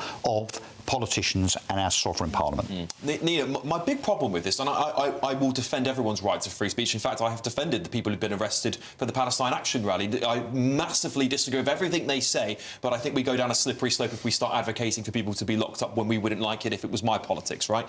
However, his comments are not helpful. This, especially today on the front page of The Guardian, I'm sure Donald Trump, being a bit of a news hog, will be looking at the front pages today. This is difficult for Keir Starmer, but not only that, it seems to me that Sadiq Khan picks and chooses when he wants to be outraged by something, and that, for me, is the definition of divisiveness. What do you make of what he's been doing over the last few days? I am no fan of Sadiq Khan. I didn't vote for him. I don't vote Labour. This beef with Trump goes back for years now, when Donald Trump first came to power and was trying to ban Muslims from entering America. And Sadiq Khan had a go at that, and Trump had a go back again. So there is history between the two, and that is why it is. And Sadiq Khan, divisive. He's divisive in terms of people in London. The thing he divides, basically, not politically, are drivers and cyclists, because he's screwed up our traffic. He's screwed up our whole system. So I don't have any time for him because of that. I mean, there are very positive things about him. You know, the congestion zone, the ULEZ zone, that has been proved to give cleaner air, and that must be a good thing. As you were pointing out, he divides people who go to the Notting Hill Carnival, but not to the Unite the Kingdom rally. Apparently, one walk to be celebrated, the other walk. No, I was going to say, and we're talking about the number of arrests. We're talking about, say, 150,000 on Saturday, and we're talking about literally millions at the Notting Hill Carnival. So in proportion, I'm not sure that's right in thing. terms of that proportionality. Actually, I think there were a lot more people about the United. No word of the crime in the Notting Hill Carnival. Can I just also another example of his divisiveness is very, very recently a pitch was put in front of Sadiq Khan of a white family in London, and his words were exactly, "That does not represent London." Yeah, that was incredibly divisive. PR pack. He wants to show a diverse London, doesn't he? I want to go back to this lawlessness thing, because I was giving some comparisons, Mark, to what Trump's been able to achieve on his stats versus what Sadiq Khan's been able to achieve in his almost decade as Mayor of London. And that is another stark thing for me. And when we talk about performative politics, which I think this all is, by the way, because he's clearly playing to his base when he says this, he knows it's going to rile people up that went to the rally. Many of them were Londoners, by the way, because I was there and I didn't see any thugs or anything racist at all when I was there in the entire time. But of course, that's Sadiq Khan's prerogative. But when we look at his delivery, when we look at what he's delivered for the city, Londoners will say, well, actually, knife crime is going up, rape is up, drug offences, all these sorts of things where Trump is actually clamping down and then getting it fixed in America. Yeah, and I mean, I would say the Metropolitan Police is basically out of control now as well. And he's, you know... Are they still in special measures? But wouldn't you say, Mark, that a lot of the problem with crime in London has been caused by 14 years of Tory misrule in that cutting down on the police force? Boris Johnson... No. Gentlemen, let's let Nina finish, please. I've got half a sentence. Yeah, you can come back. So cut down the money for the police, so the police force, the numbers were completely axed, and so that has been a huge problem, and that still continues. Nina, sorry, that's absolute rubbish. It's not rubbish. Right, here's the problem. Right, yeah, okay. I mean, at some point, we're going to have to move on from this 14 years of Tory. No, you can't. Well, I mean, let's blame it all on the Duke of Wellington or something then as well. No, I mean, it's too recent. Sadiq Khan has substantial influence over the behaviour of the Metropolitan Police Force. You can argue about how well resourced it should be, but how it behaves is in large part in the Mayor's hands. And it is my concern that the Mayor of London is much more interested in performative politics than he is in crime fighting. Sorry, can we just be very clear? Can we just be very clear who is... a bad outcome. Let's just be very clear who is in charge of the policing budget as the Police and Crime Commissioner for London. It is Sadiq Khan himself. He is the one that raises the money from the precept and from council tax. He begged for more money from Boris Johnson and was not given. And now, but there's so much that has to be rooted out. Back to the point, the illustration that Alex has laid out in terms of the data, doesn't it just show that when it comes to tackling crime, it is a matter of political will? Simple. Yeah. That's it. It's being done elsewhere with political will. It's clear. It's got nothing to do with resource and money and excuses from 14 years ago. No, it hasn't. It's not an excuse. I'll tell you what it's got to do with. Mark Rowley, for a start, should be fired immediately as probably the second most woke police commissioner that the Met's ever had after Cressida Dick. That's the first thing you do. You start to remotivate the police force. May I remind you that Khan got rid of Cressida Dick? And stop... Did he get rid of Cressida Dick or did he not? Did it? I can't remember. Did it? Well, of course, it's an inconvenient. It's an inconvenient fact of which I am now reminding you. With the same in Mark Rowley. No, I think let's hear from Nina. I was going to say, let's get back to the whole divisive thing on Trump. 80% of Americans now think that America is completely divided. 80%. At the end of his first presidency, America was more divided than any time since the Civil War, and it has just got worse since. So you cannot say that he's not divisive. You absolutely cannot say he's not divisive. And it comes back to politics is divisive. No. We're talking about race here. We're talking about the comments that were made. What's he said that's racist? May I take you think deporting illegal immigrants is racist? No. Of course it isn't. No, it is demonising other. It is demonising... Almost in everything he says, everything he's done, demonising others, demonising foreigners, demonising migrants. Give us an example. Yeah, well, but the fact that people are being swept up off the streets. The illegal immigrants. But not all of them are illegal immigrants. Well, some 99% of them are. Some, not necessarily, they are not. But what I wanted to say, I was going to take you back to 2017, Charlottesville, when there was a huge white nationalist rally, and Trump did not condemn it. Now, that, to me, was a racist thing. May I just... I'll come to you, Mark, because... You're entitled to your opinions on Trump. Everyone's got an opinion on Trump, especially me. What I really am focused on here is Sadiq Khan, because he's the mayor of this. He's the mayor of this capital, and we can hold Trump to different levels of account using the free media and stuff. But at the end of the day, he's not our elected politician. Sadiq Khan is. And what I have a real problem with is when people call other people divisive, but they then use the same rhetoric of divisiveness and calling people. When I was at that protest doing interviews with people, they were kids. They're people of different religions, races, backgrounds. I didn't think any of them were racist or what I would call far right is Nazi to me. People who use fascism as a way to get their means. 23 arrests, and I condemned the violence live on air here the other. Anyone committing any acts of violence should be condemned by all of us, frankly. However, it was just a very, very small number. When it came to one thing in Notting Hill Carnival where there's hundreds of arrests and stabbings and things like that, it's all celebrated. When it comes to things like that rally and Donald Trump, it's all demonised. Well, that's right, isn't it? So you get the very strong impression, indeed I would say there is concrete evidence, that Sadiq Khan is partial. Right, his position is not, people can have rallies and carnivals for whatever particular culture they want. I don't care, I'm indifferent. No, it clearly isn't that. He thinks that there are certain activities that merit his blessing being bestowed upon, and others that don't, irrespective of the crime levels.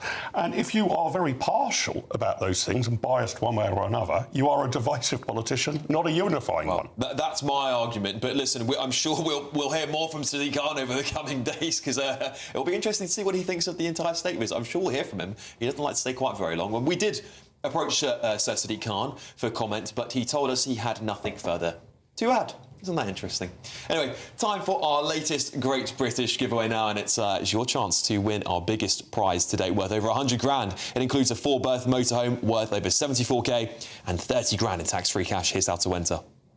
You're not going to want to miss our greatest Great British giveaway so far. You could bank an incredible £30,000 in tax-free cash to spend however you like. And if that wasn't enough, you'll also get to drive away in this brand new motorhome. With thanks to Marquis Leisure, this brand new 2025 Benimar Primero could be yours. It comes with all the mod cons you'd expect from a vehicle worth over £74,000 and comfortably sleeps 4 people. This prize package is worth over £104,000. And remember, if you can dream it, you can drive it away. For another chance to win, text WIN to 63225. One entry costs £2.50 plus one standard network rate message. Or text BONUS to 63225. 5 entries cost £5 plus one standard network rate message. Go to gbnews.com/win. Entries start at £2.50. Call 0903 686 3232. Calls cost £2.50 plus your network access charge. Or post your name and number to GB16 PO Box 8690 Derby DE1 9TT. UK only. Entrants must be 18 or over. Lines close at 4 p.m. on the 31st of October. The winner will be contacted live on GB News, week commencing 10th of November. Please check the closing time if listening or watching on demand. Good luck. Yes, good luck, everybody. Well, coming up, I'll have all of tomorrow's newspaper front pages, and there's some breaking news on the front page of The Telegraph. The one-in, one-out migrant deportation flights were stopped by a Home Office-backed charity. Oh, it's not good, is it? More on that later. Oh, and... Does your party still want to lift the ban on asylum seekers working while they're waiting for their claims to be processed? Yes, we do. I think it would go down well with many people. Yes, he's boycotted tonight's state banquet for President Trump, but Ed Davey made time to bang on about migrant rights earlier today. More on that shortly, but before that, a Stevenage councillor has become the first Labour member to defect to Reform UK. But is he right that his old party have abandoned ordinary, hard-working people? And how many more people can Reform UK take? That's next.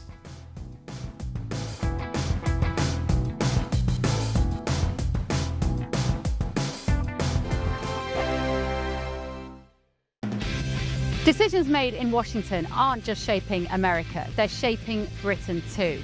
From migration to global security, from crime to health. Whatever happens in the White House today will be felt in your town or city tomorrow.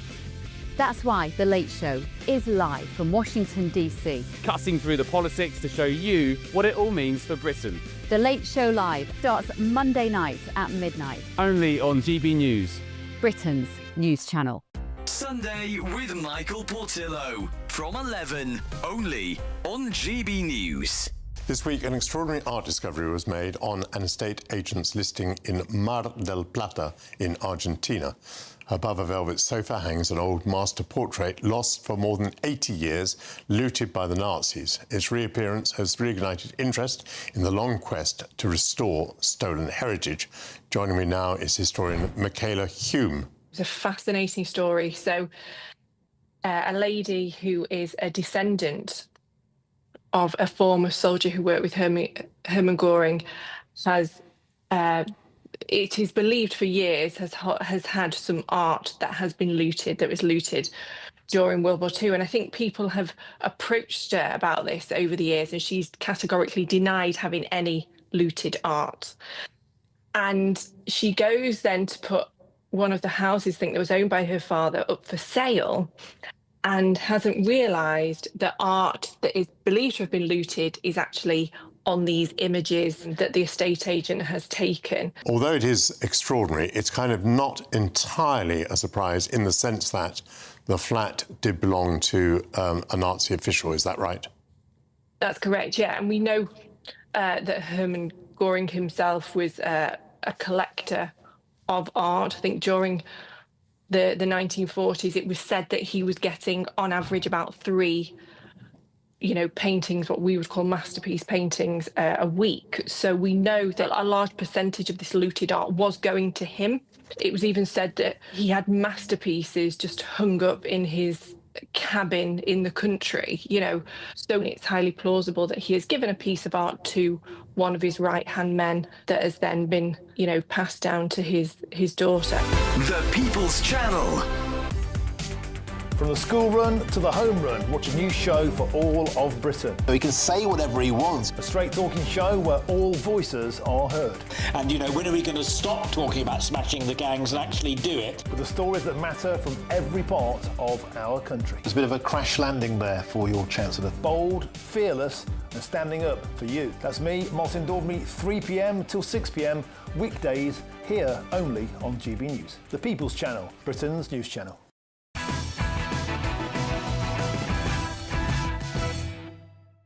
Welcome back to Patrick Christys Tonight with me, Alex Armstrong. Well, another day, another defection to Reform UK, it seems. This time, the first sitting councillor that has moved across directly from Labour.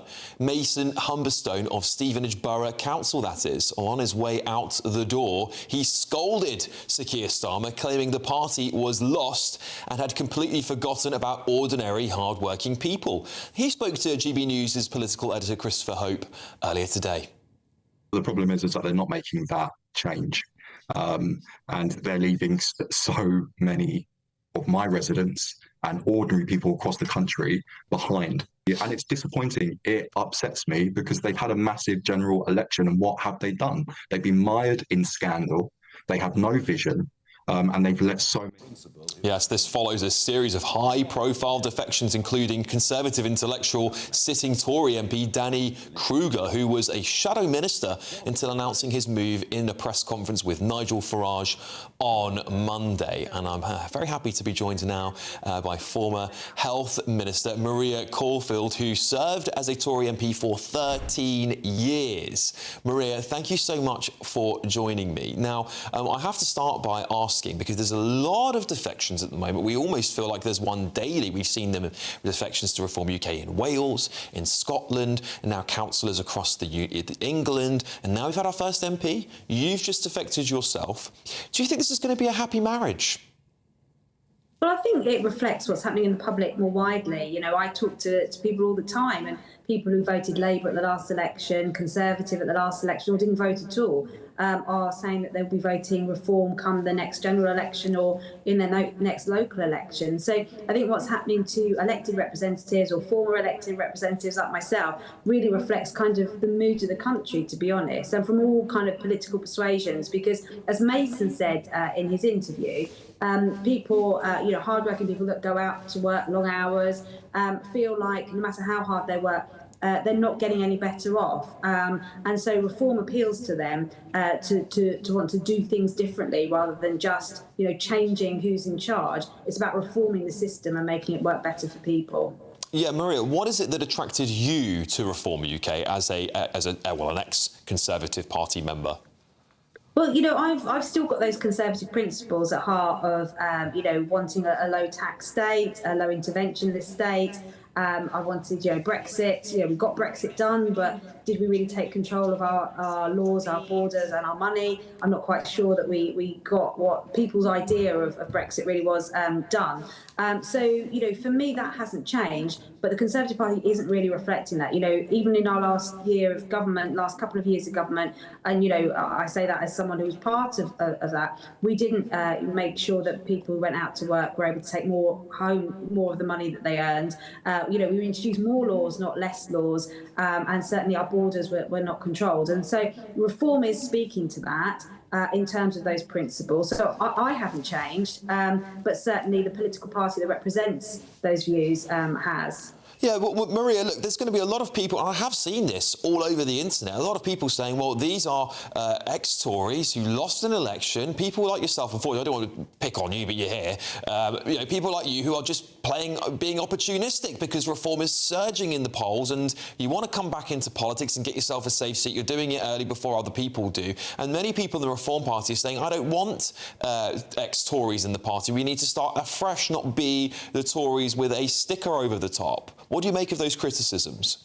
You know, I think that's a fair concern of members, and you know, Nigel himself was once a Tory, so I think, you know, that's why I think the party particularly appeals to me in terms of the core values. But I'm not particularly looking to stand again. You know, I was an MP, as you said, for many years. I was a candidate in a marginal seat before that. I was a councillor before that. I've been an elected official, you know, for a long time, and it's quite nice to be back in the real world. You know, I'm back nursing. I get annual leave. I get days off, and you know, it's quite nice having a bit of stability for once, and not every couple of minutes going, is there going to be a general election, and gearing up for that. So I'm not necessarily doing this to want to stand again, but I want to help Reform get elected. And in my local patch, you've got a by-election in New Haven in a couple of weeks, and I'm helping Archie Wilson, who's the Reform candidate there. So politics is in my blood, and I've got the political bug. That doesn't necessarily mean that I want to stand again. And I think that's true for a lot of people who are coming over to Reform. They want to help change this country and help Reform get elected, so that the next general election we can get the country back to where it should be. But Maria, if you were asked, would you stand? Well, I mean, there are. I'm not sure that I would, to be honest, and I've been quite open about that.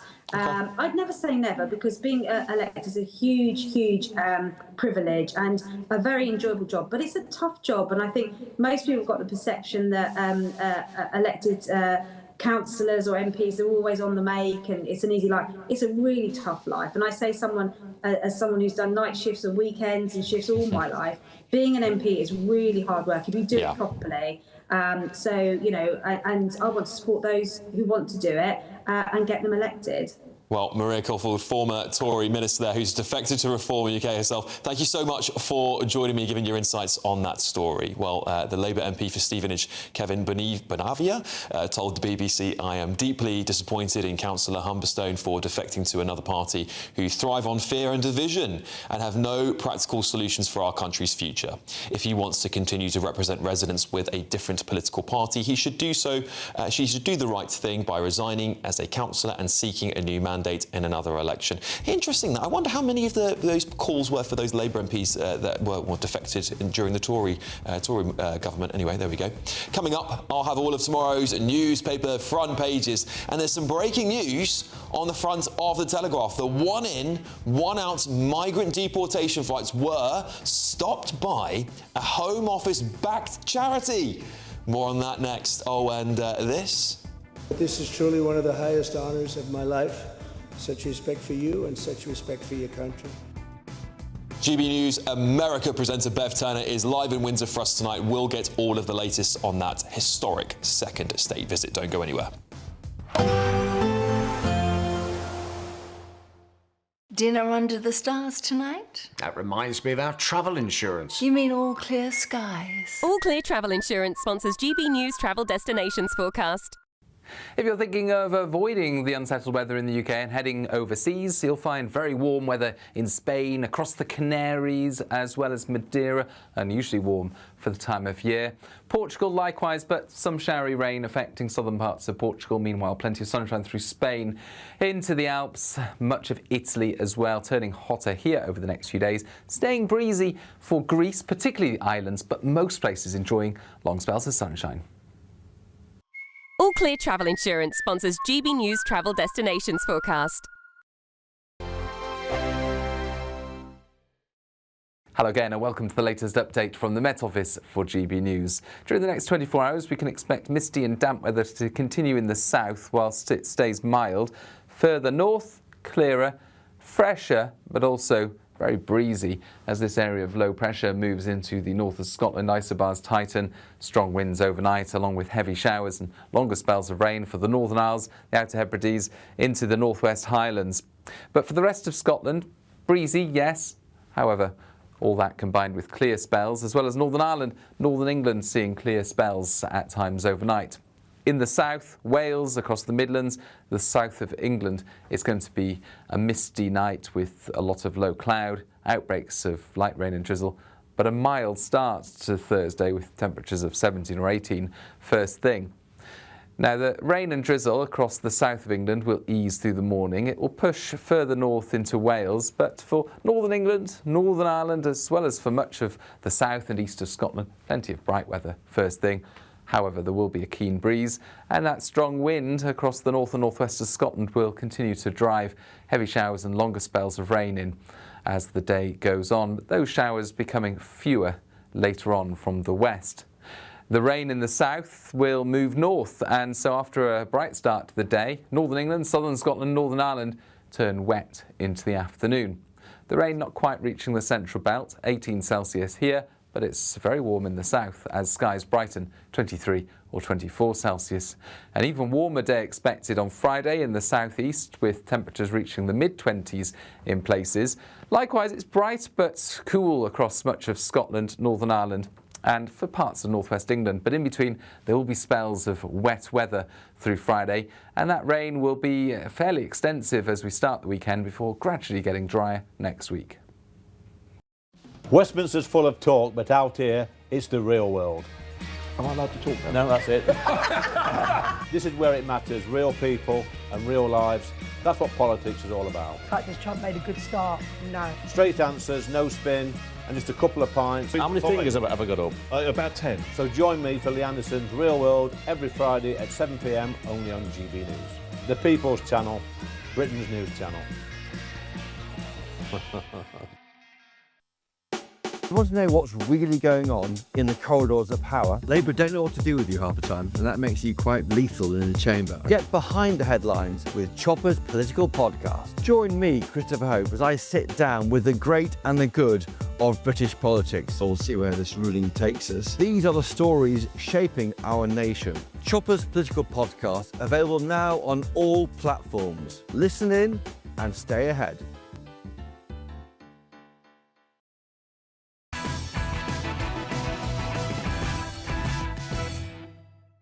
Welcome back to the show. This is, of course, Patrick Christys tonight with me, Alex Armstrong. Let's go through your front pages tomorrow, shall we? Let's start with the Metro. Metro is saying this: Trump and circumstance, dazzling royal show, but just for US president. There we go. The Independent. They are saying Britain wheels out the Windsors to play its royal Trump card. Nice play on words. What a beautiful shot that is, by the way, I must say. The Guardian.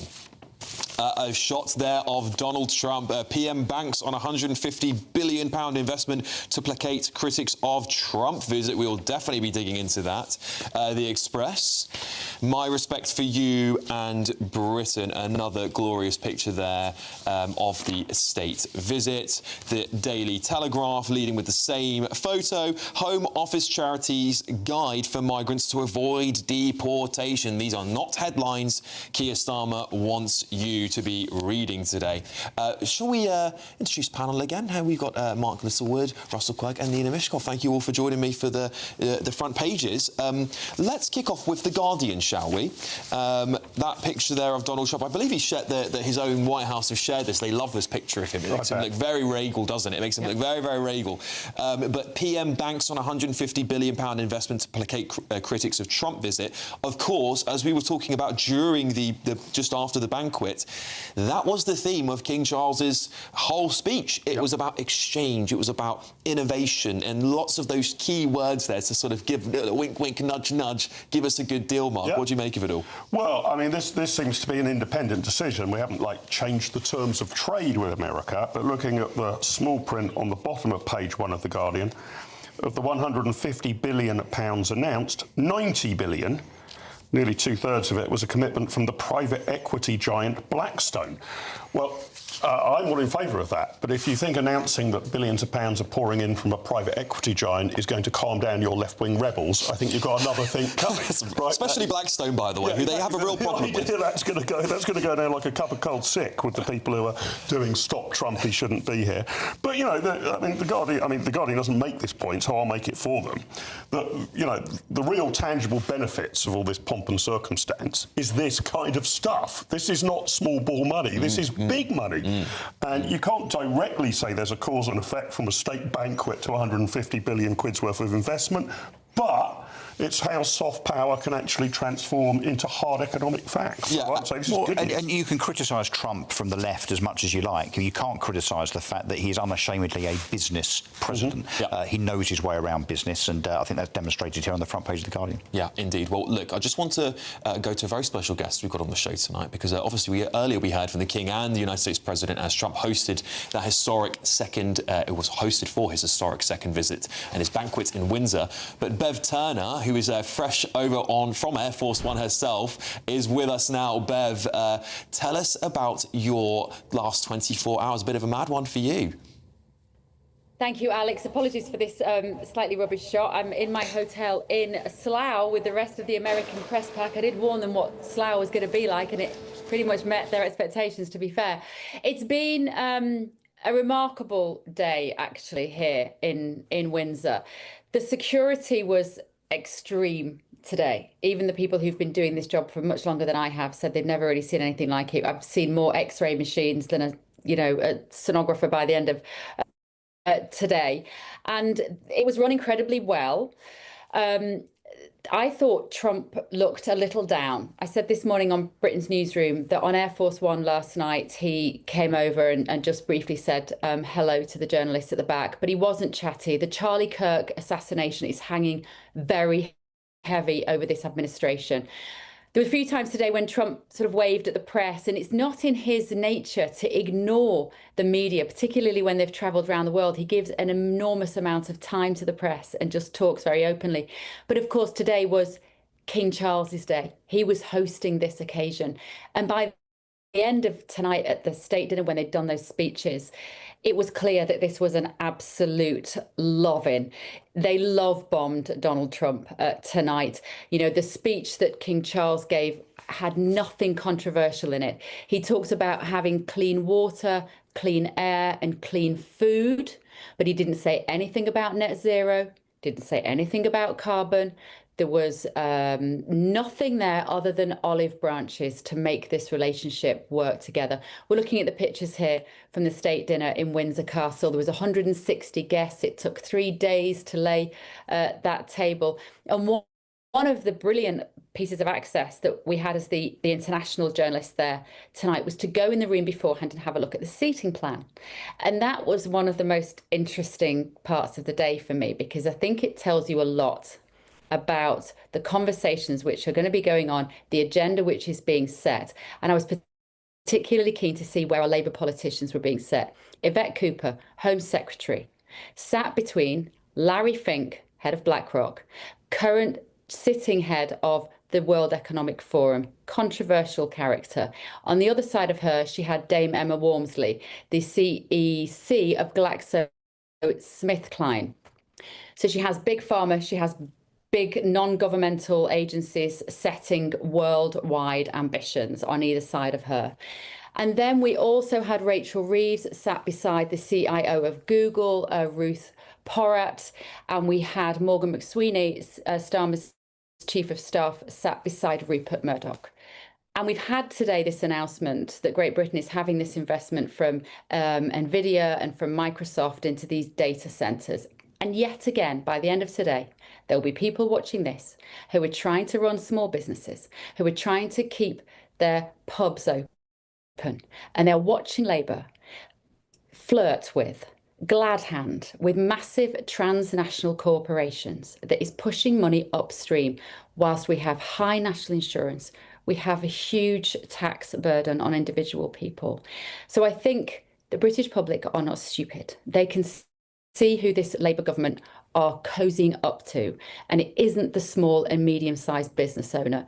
So from that point of view, I think today will be very difficult for Labour from a PR point of view. This is not going to endear them to the British public. However, it has so far, looking at those front pages, been a huge success for Donald Trump.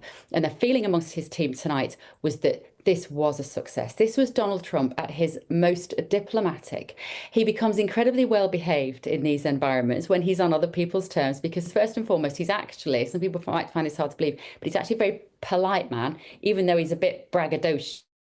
We could all agree that he talks in nothing but superlatives, and the Brits particularly, I think we find it quite hard to hear him being so just bragging really about all of his successes. I think that's one of the reasons a lot of Brits don't warm to Donald Trump.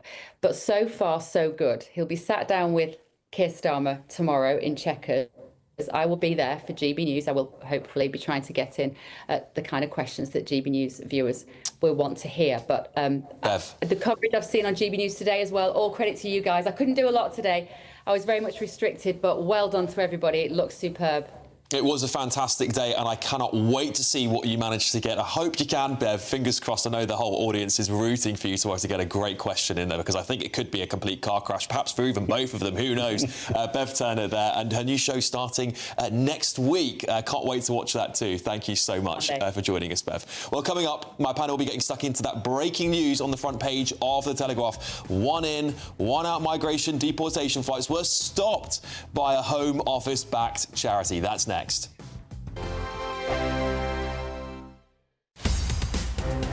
the GB Newsroom, we bring you the news as it happens. With our team of dedicated journalists across the UK, we're ready to keep you up to date with what's happening every half an hour, every single day.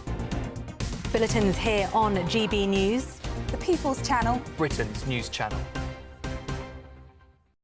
Every Sunday from 11, join Michael Portillo. There will be topical discussion, looking at the week before and the week to come. So kick back and relax at 11 a.m. on Sundays on GB News with me, Michael Portillo. GB News, the People's Channel, Britain's news channel. GB News Breakfast, every day from 6 a.m. So, it is really, really tough, but it's also tough for people who are blind, people who are like pushing buggies, wheelchair users. I mean, my late father was a wheelchair user, and, back in the day, we'd have to sort of get him off the road, and then we'd be in the road, and then we'd have to get him back up onto the pavement again. And that's a big price to pay for somebody who's not prepared to walk around the block and thinks they have the right to, park on the pavement. Maria, how do you think it should work? Do you think this needs to be a national ban on pavement parking, or do you think it should be led by councils, so councils decide area by area where you're allowed to park? I think it should be a mix. I think what we should do is have a blanket ban on pavement parking, and then what councils can do is, there's certain roads, there's one here in Exeter where the road is very narrow and the pavements are very wide. I'm not quite sure why, but it's perfectly safe to park on there. So like a street like that would be fine. And I think one of the problems at the moment is legislation. It's just so unclear, because there's this rule which says that you must not park on the pavement in London and Scotland, but you should not do it elsewhere. So it becomes a bit of a moral maze. And I think that, just to make that clearer about what people should do, because a lot of people sort of think, well, I can do it. And of course, traffic wardens can't do anything about it. GB News, the People's Channel. 5 hosts, 5 opinions, 5 fearless debates, 5 unfiltered takes on the day's news. 5 reasons not to be anywhere else on Saturday night. This is the Saturday 5. You got me good there. Britain's biggest Saturday night TV show. It's not a bad brand. Yeah. Uncensored. Very, very racy tonight. On the unpredictable. What does she say? Can you translate it for us? And always entertaining. And how can a country go from being led by William Wallace to Saturday nights from 6 p.m. only on GB News, the People's Channel. Britain's news channel. You're going to want to stay tuned, trust me.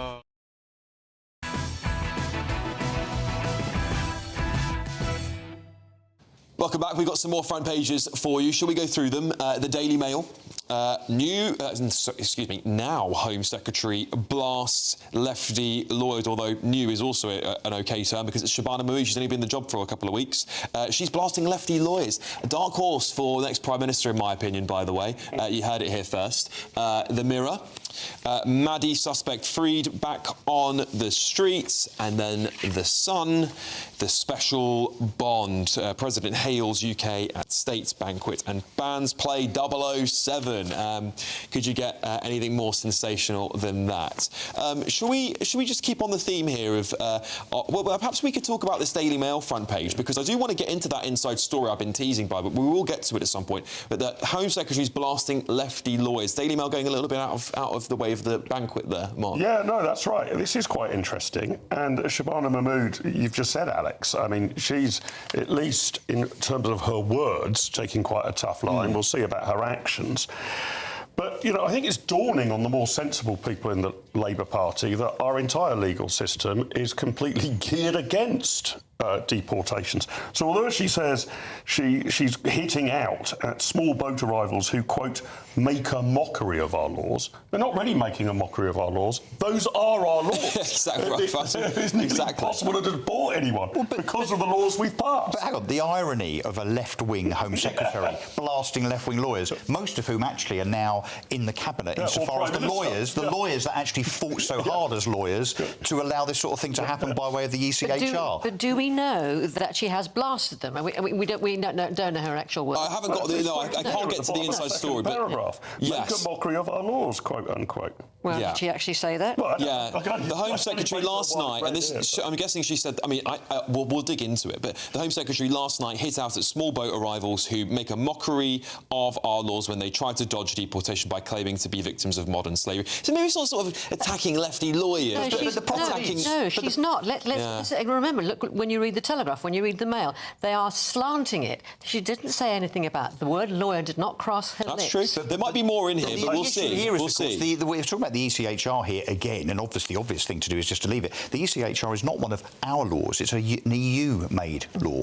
Yeah. Well, it's the European Council. Yes, but we signed up to which we adopted in the Human Rights Act in 1998. But what I'm saying is it doesn't derive from sovereign parliament. It's something that was imposed on us. I think Winston Churchill... But because we're obligated to by way of our membership of the EU in the first place. Winston Churchill was one of the founding members of the ECHR. Yeah, but that was when people were fleeing Auschwitz, not fleeing Calais. Yeah. Well, can I just say, because I think that what I find interesting, because we're seeing a lot of tough lines from Shabana Mahmood, and I think she's trying to take the mantle. Well, the Prime Minister looks weak. She's now the Home Secretary. She's in the most powerful position she could possibly be in. Nina, do you think she's making a play? I don't know if she's making a play. She wants to do a good job, basically. Okay. You know, she did a very good job as Justice Secretary in the short time that she had. She did some quite controversial things, talking about castration for sexual offenders. And now she walked into the department and said, I'm bringing my A game, and if you don't, you can see where the door is, which I think is fighting talk. OK, listen. Thank you so much, panel. Don't go anywhere. Trust me, there is so much to dig into on these front pages, and also this charity that has been backed by the Home Office, that is the one that stopped the deportation, supposedly. We'll be digging into that story and a whole load of other news coming your way. Obviously, before that, let's get your weather and join me for Late Edition.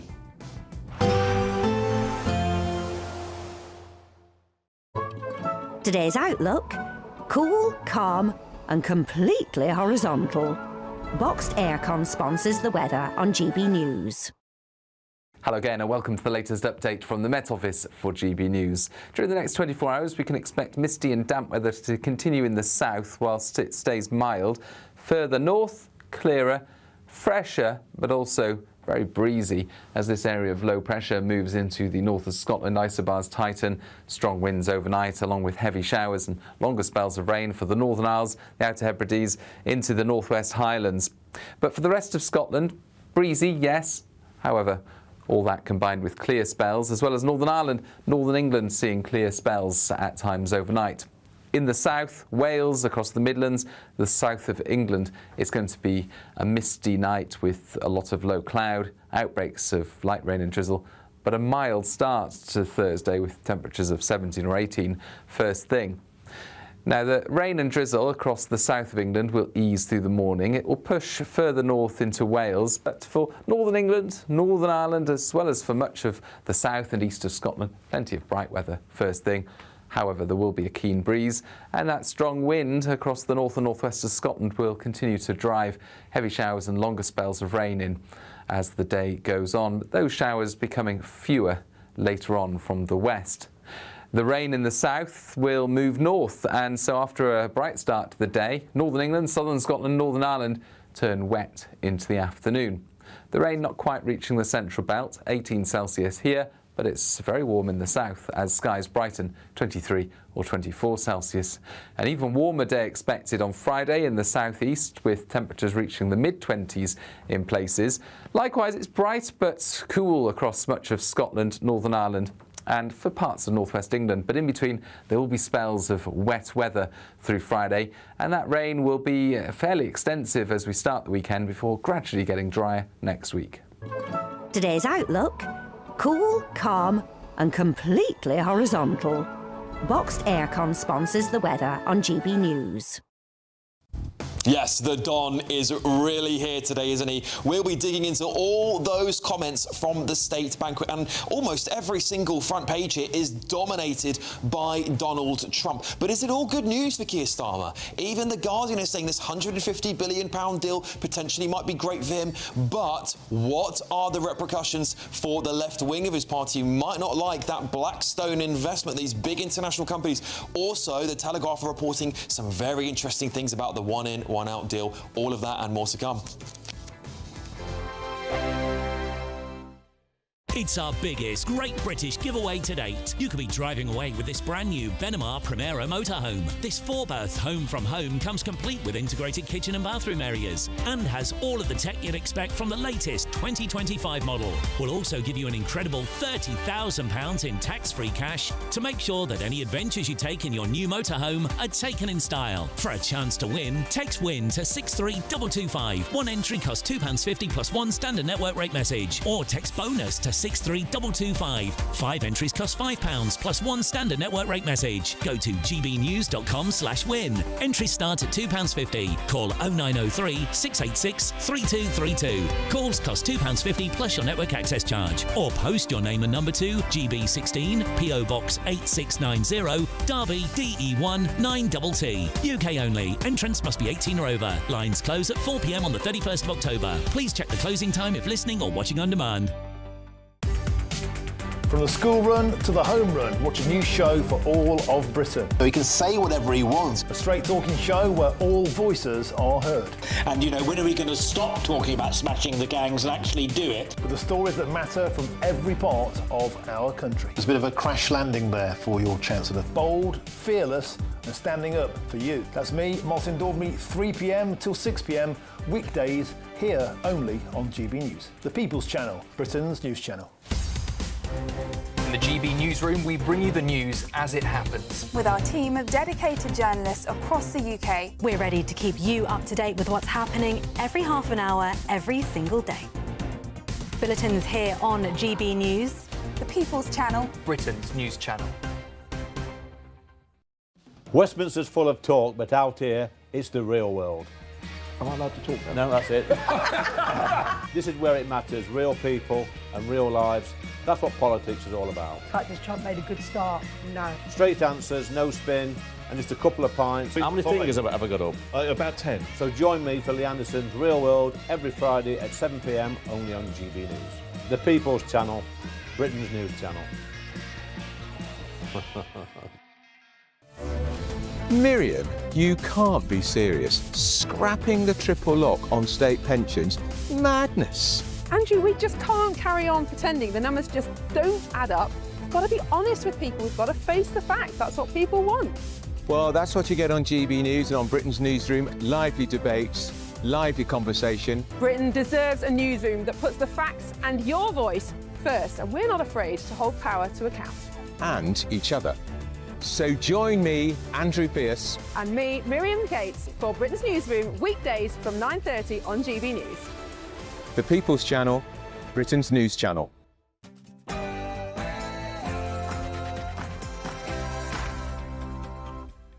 Well, good evening, everybody. I'm Alex Armstrong, and this is Patrick Christys Tonight, late edition, breaking right now. The British Empire laid the foundations of law, liberty, free speech, and individual rights. Donald Trump has had a state banquet held in his honour. And with Sadiq Khan in attendance, the president just had to mention free speech, didn't he?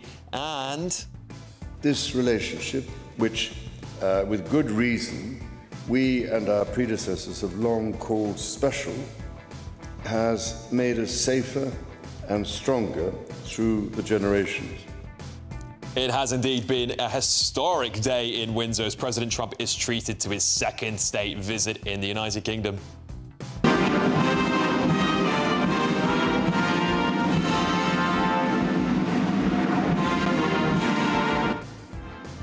The royals are delighted to have the president in the United Kingdom, aren't they? But look who's turned up like a bad penny. There's an alternative to economic division, social division and the rise of racism in our society.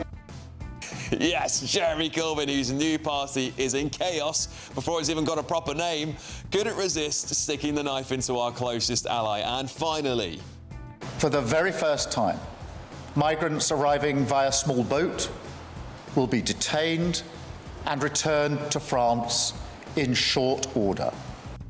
Well, it wouldn't be news if we didn't have even more bad news for Sadiq Khan. Yes, it turns out the Home Office has backed a charity that provides migrants with a step-by-step guide on how to avoid deportation.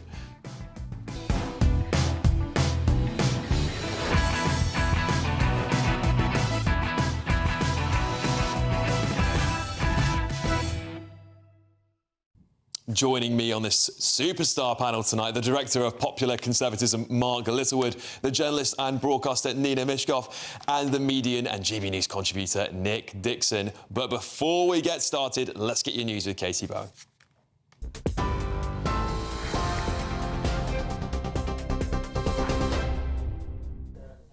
Alex, thank you and good evening. The headlines at 2 minutes past 11. King Charles has spoken of the enduring bond between the UK and the US as he hosts President Donald Trump at a state banquet in Windsor Castle this evening. The King added that he has cherished the close ties between the two countries, saying that the special relationship has made the nations safer and stronger through the generations. Their Majesties are hosting the President and First Lady Melania alongside 160 other guests in St George's Hall, including Prime Minister Sadiq Khan and other politicians and American business leaders.